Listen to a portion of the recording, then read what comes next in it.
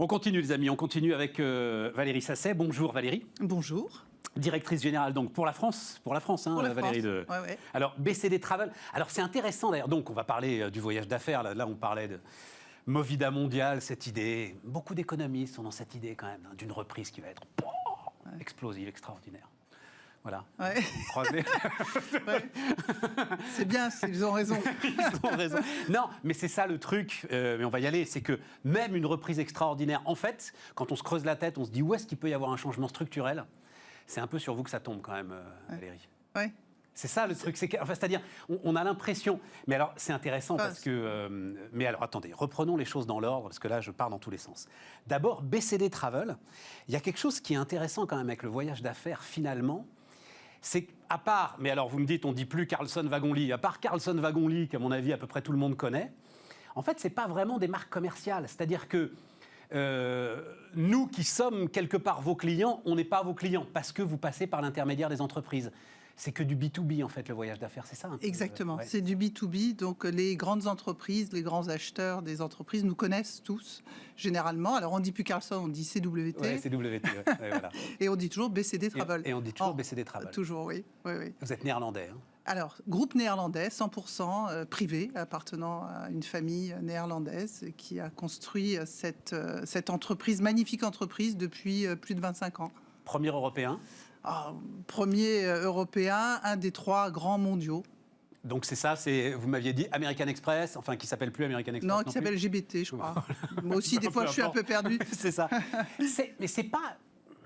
J'y pensais pas, en fait. C'est en voyant tous ces noms, c'est pas un frein supplémentaire aux efforts que vous allez faire, forcément, pour essayer de relancer le dynamisme de votre activité. Les noms qui changent ? Mais non, le fait qu'à aucun moment, moi, consommateur potentiel de voyage d'affaires, j'ai un référentiel, en fait, ou une marque à laquelle je sois attaché. Non, je ne crois pas. La décision ne se fait pas au niveau des voyageurs aujourd'hui dans les entreprises. Le voyageur compte beaucoup, mais les décisionnaires, ce sont plutôt les acheteurs, les directeurs financiers. Ouais, c'est du business, comme son nom l'indique. Hein. Donc, c'est des contrats minimum 3 ans qui souvent durent très longtemps parce que c'est pas rien mettre en place une agence de voyage à faire. Donc, non, c'est pas très grave en soi de ne pas être connu par le grand public. Et ce groupe donc néerlandais, enfin, on peut avoir une idée du chiffre d'affaires, groupe familial, Impossible. Alors d'abord, on est un peu frileux sur la communication des chiffres, mais depuis cette crise... Non, mais avant. C'est plusieurs milliards de... Plusieurs dizaines de milliards. Oui, mais de budget, voyage qu'on gère. Alors le chiffre d'affaires, pour le voyage d'affaires, c'est aussi très compliqué. Je comprends, c'est comme les distributeurs, ça. Voilà, comptablement, c'est le cumul de tout un tas de choses. Donc c'est plusieurs, on gère plusieurs milliards de voyage d'affaires, oui. Et l'État néerlandais est venu parce que l'État néerlandais, il est quand même... Oui, à notre secours. Il est venu au secours de BCD ? On ne lui a pas demandé. Ah ouais. On ne lui a pas demandé directement. En fait, on profite, comme tout le monde, hein, des aides de l'État par rapport à notre secteur, qui est un secteur dit sinistré. C'est le cas dans tous les pays du monde. Donc, selon les règles et les lois du travail de certains pays, on bénéficie de ces subventions, de ces aides, qui, grâce à ces aides, on essaye de passer le cap. Mais jusqu'alors, c'est seulement de ça dont on a bénéficié. Et alors, donc vous me disiez, devant ça, vous n'avez aucune idée, en fait, de ce que va être votre niveau d'activité ? Non.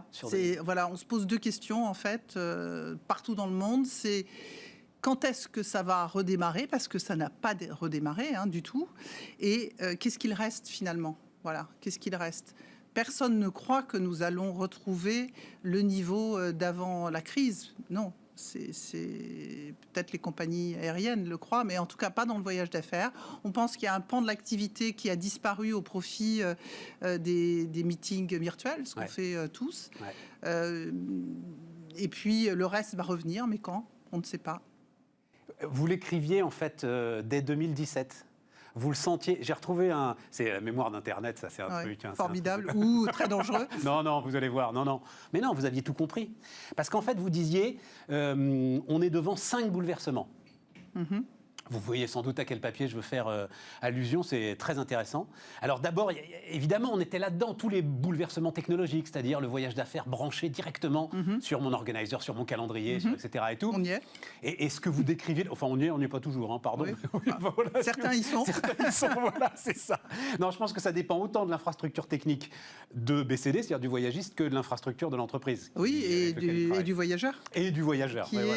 Qui est geek ou qui ne l'est pas. Mais alors, un truc, on va reparler ça après, mais surtout, vous disiez, en fait, il va falloir, donc, on va vers un voyage responsable, savoir à quoi mon voyage va servir et s'il est vraiment indispensable. En fait, vous saviez que c'était devant vous, ça. Alors, on ne savait pas qu'il y aurait cette pandémie, mais finalement, ça a explosé, entre guillemets, grâce à ça, même c'est un peu dur de dire grâce dans le sujet. Mais oui, il y avait tellement... Avant cette crise des voyages pour tout et pour rien, c'était hallucinant. Déjà, depuis quelques années, chez BCD, on essayait de vendre un peu à nos clients de voyager responsable en disant « Est-ce que vous êtes sûr que vous devez voyager ?» Alors, c'était complètement contre-productif. Hein. Oui, c'était un peu étonnant, un peu provocateur. Mais finalement, on a eu raison. On avait on avait une vision de ce qui allait, ce qui allait pas et ce qui allait se passer. Et voilà. Donc là, c'est quoi?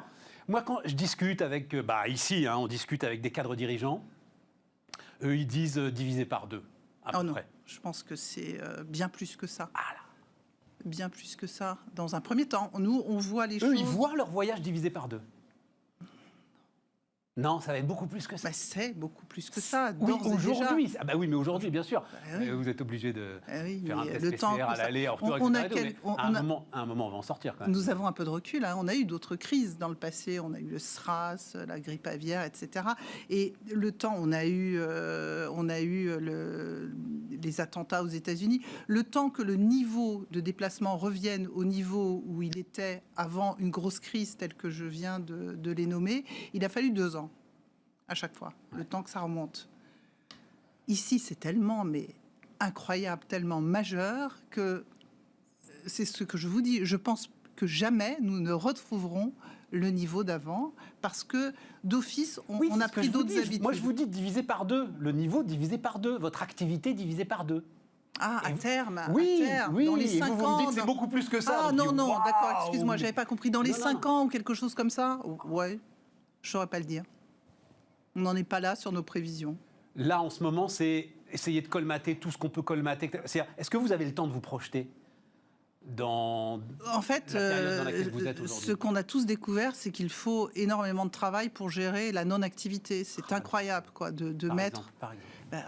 on a mis tous nos entreprises en veille et on a attaqué dossier par dossier pour renégocier nos contrats clients, pour renégocier nos coûts fixes, pour essayer de comprendre comment fonctionnaient les subsides de l'État. Et donc, c'est un travail mais gigantesque, souvent d'experts, où on n'a pas toujours les capacités pour le faire. Et on a mis tous nos collaborateurs au chômage quand même. Moi, j'ai 90% des gens qui sont en activité, 95% des gens qui sont en activité partielle. Alors, certains travaillent pas du tout, d'autres travaillent que 5%, d'autres travaillent 20%. C'est très flexible, mais... Du coup, on s'est retrouvé à gérer une situation sans beaucoup de ressources et avec beaucoup de complexité. Donc, ne serait-ce que les prévisions de redessiner notre entreprise ou nos entreprises en imaginant qu'est-ce que va être le voyage dans 1 an, 2 ans, 3 ans, 4 ans, c'est pas rien, quoi. Il faut se poser, réfléchir et tout réinventer, au fond. Ce qu'on appelle pudiquement le chômage partiel, qui est un vrai chômage. Qui s'appelle l'activité partielle. Activité partielle depuis 1 an, donc maintenant. Ah oui, depuis 1 an. Depuis mi-mars, nous sommes en activité partielle. Comment est-ce qu'on maintient les équipes en éveil? Comment est-ce que le manager que vous êtes, j'imagine... Oui. On est... on se réunit ponctuellement, on se réunit évidemment virtuellement, mais ponctuellement... Ça a du bon, toutes ces crises. Ça nous a incité à se poser les bonnes questions au bon moment. C'est-à-dire qu'on a tout de suite... focalisé notre communication sur le personnel, sur les équipes, parce qu'effectivement, quand les gens ne sont plus là, il faut les tenir en éveil, il faut les informer. Et tous les systèmes que nous avions ne fonctionnent plus. Quand les gens sont en chômage à 100%, ils ne se connectent pas sur leur mail. Donc, il faut trouver d'autres moyens pour communiquer avec eux. Ce genre de détails qu'on découvre. Ils n'ont pas le droit, vous le savez tous. Ben oui, et donc il a fallu, on a créé des groupes WhatsApp pour communiquer avec les gens qui, en plus, nous, on avait... Qui doivent être quand même dans une sacrée angoisse, parce que si même vous, leur directrice générale, ne sait pas de quoi seront faits les 6 prochains mois... Oui, on a misé sur la totale transparence. Et donc, chaque mois, on a des rendez-vous mensuels pour toute l'entreprise et on leur dit exactement où nous en sommes de nos prévisions, de nos plans, du carnet de commandes. Je communique en disant, ben voilà, on a tant de réservations sur tel mois, sur tel mois, sur tel mois. Donc, comme je n'ai pas de boule de cristal et personne n'en a, on est transparent en disant, ben, à ce jour, voilà ce qu'on gère. On gère, on pilote à vue, c'est-à-dire que... Et quoi, c'est 10% de l'activité que vous aviez l'année dernière ? Oui, c'est ça. C'est ça. Ouais. Oui, c'est ça. On est à 10%, entre 10 et 15%. Et cet été, enfin, quand il y a eu le rebond général de toute l'activité... Alors, pour le voyage d'affaires, c'était pas l'été. Nous, c'était en septembre où ça a rebondi. On s'est dit, fort. ouais, chouette. C'est reparti. Enfin, c'est reparti. On était à 15-20%, ce qui était quand même pas énorme. Mais on s'est dit, ça y est, ça redémarre. Est-ce qu'il y a moyen de réinventer quelque chose dans vos réflexions ? Est-ce que vous vous dites, à quoi mon voyage va servir s'il est vraiment indispensable ? OK. Et au-delà, comment est-ce que moi je peux redonner envie ? Enfin, vous, en l'occurrence. Oui, ben, on a travaillé principalement sur 2 axes. Un, informer les sociétés, les voyageurs de tout ce qui est relatif aux mesures sanitaires, parce que c'est bien beau de vouloir revoyager, mais encore faut-il pouvoir donner une information qui soit à jour et qui aide au voyage, parce que vous avez vu... Ce qui est en soi un énorme boulot, j'imagine. Enfin, ça doit être un truc de dingue. On a créé des bases de données énormes avec des sources de partout pour essayer d'avoir une information qui soit mise à jour à la seconde presque, pour que nos agents et nos voyageurs puissent savoir si demain je vais en Allemagne, je passe pas par la Moselle, par exemple, ou je vais passer par ailleurs. Donc, l'information, ça a été le projet principal qui a été mis tout de suite en place. 2, comment on aide les entreprises, parce qu'ils savent encore moins que nous, finalement, les entreprises, quand est-ce qu'ils vont redémarrer et comment ça va se passer pour les entreprises. Nous gérons principalement des très grosses entreprises, et donc c'est aussi l'inconnu pour eux. Donc, les aider à mettre en place des solutions ou des programmes de ce qu'on appelle en bon français back to travel. Donc, justement, de savoir à quel moment je dois voyager, à quel moment je dois favoriser. Qu'est-ce qui est vraiment indispensable. Voilà, ouais, c'est ça. Et donc, c'est pas nous qui prenons la décision, mais on met en place des outils pour les aider à réfléchir à des nouvelles règles, finalement. Parce que les entreprises ont dû aussi, dans cette période, revoir toutes leurs règles de déplacement. Bien sûr. Et c'est passionnant, vous êtes obligé, vous êtes obligé vous-même, finalement, d'organiser la destruction d'une partie de votre activité. Oui, mais on l'avait, comme vous l'avez lu, on l'avait déjà... On ne voit pas ça comme ça. On ne pense pas qu'il s'agisse de détruire une partie de notre activité. Il s'agit d'être moteur dans les grandes tendances. Ouais, parce qu'on imagine, on pense que nous sommes les spécialistes des déplacements professionnels, qu'ils soient physiques ou pas physiques.